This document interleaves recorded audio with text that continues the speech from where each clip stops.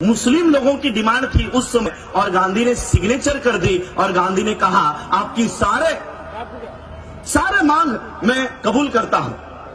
मुस्लिम delegation ने सोचा गांधी ये जाति से बनिया है, हमको अगर कुछ दे रहा है तो कुछ मांगेगा जरूर। इसलिए मुस्लिम लोगों ने पूछा कि इसके बदले में आपको क्या चाहिए। गांधी ने तब अपने जहरीले दांत वहां पर निकाले और गांधी ने कहा कल सुबह जब राउंड टेबल कॉन्फ्रेंस को शुरुआत होगी और जैसे ही अंबेडकर अपने चेयर से खड़े होकर जो जो हक और अधिकार अपने लोगों को मांगने वाला है उसको तुमको विरोध करना पड़ेगा, उसको विरोध करो। क्या किया पता है मुस्लिम भाइयों ने? मुस्लिम भाइयों ने कहा कि अस्पृश्यों के, अछूतों के हक और अधिकार में से अगर आप हमको कुछ देना चाहते हो तो हम कतई स्वीकार नहीं करेंगे। दूसरे दिन ये मुस्लिम बाबा साहब के बाजू से खड़े हुए, बाबा साहब अंबेडकर जी के बाजू से खड़े हुए और बाबा साहब अंबेडकर जी को इस देश में कॉम्युनल अवार्ड जाहिर हुआ। आज का जो आपका रिजर्वेशन है ये भारत सरकार ने दिया हुआ नहीं है। आज आपकी जो पॉलिटिकल रिजर्वेशन है ये भारत सरकार ने दिया हुआ नहीं है। आज आपके जो वोट देने का अधिकार है ये भारत सरकार ने दिए हुए नहीं है, ये बाबा साहब ने राउंड टेबल कॉन्फ्रेंस से लाए हुए अधिकार है, राउंड टेबल कॉन्फ्रेंस में लाए। और तीसरा उदाहरण देता हूं, क्यों बुलाया मुस्लिम को। इस देश में जब अंग्रेजों ने सोचा कि अभी इस देश को आजाद कर देना चाहिए, इस देश में बहुत उठाव हो रहा है, आजादी की मांग हो रही है, आप हमको इस देश से चले जाना चाहिए, तब अंग्रेजों ने कहा चले तो जाएंगे लेकिन हम जाने के बाद ये चलेगा कैसे, ये देश चलेगा कैसे। और इसलिए इस देश को चलाने के लिए एक कॉन्स्टिट्यूएंट असेंबली, संविधान सभा होनी चाहिए। ये संविधान सभा इस देश के संविधान को निर्माण करने का काम करेगी। अंग्रेजों ने कॉन्स्टिट्यूएंट असेंबली का गठन किया, 398 मेंबर्स। आपको लगता है बाबा साहब अंबेडकर एक अकेले इस संविधान सभा में थे?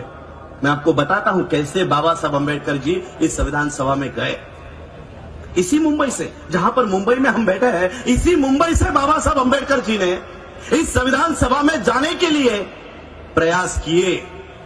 गांधी और नेहरू ने आके कहा कि बाबा साहब हमको पता है आप इस संविधान सभा में जाना चाहते हो, लेकिन इस संविधान सभा के दरवाजे ही नहीं खिड़कियां भी हमने आपके लिए बंद रखी है, आपको इस संविधान सभा में आने ही नहीं देंगे, आने ही नहीं देंगे।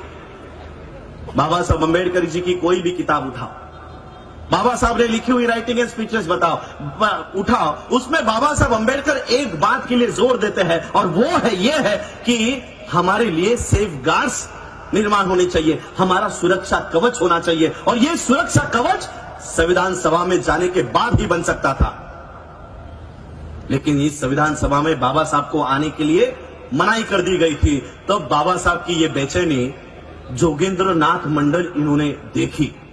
जोगेंद्र नाथ मंडल इन्होंने देखा कि बाबा साहब इस संविधान सभा में आना चाहते हैं, लेकिन ये लोग बाबा साहब को संविधान सभा में आने नहीं दे रहे। बाबा साहब अंबेडकर जी मुंबई के, महाराष्ट्र के, उनको पश्चिम बंगाल में लेकर जाया गया और पश्चिम बंगाल से इस देश के मुसलमानों ने बाबा साहब को संविधान सभा में भेजा।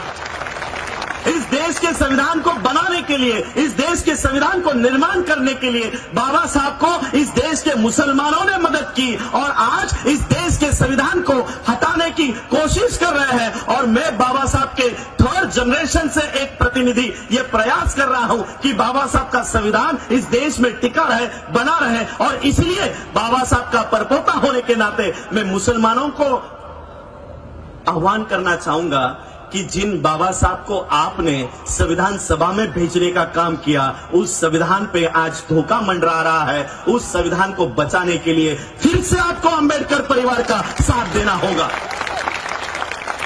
फिर से आपको साथ देना होगा। 1 जनवरी का यहां पर खास मेरे पुलिस भाई बैठे हैं, मैं उनको भी सलाम करना चाहूंगा। हमको इंस्ट्रक्शंस है, 1 जानेवारीच्या बद्दल काही बोलायचं नाही।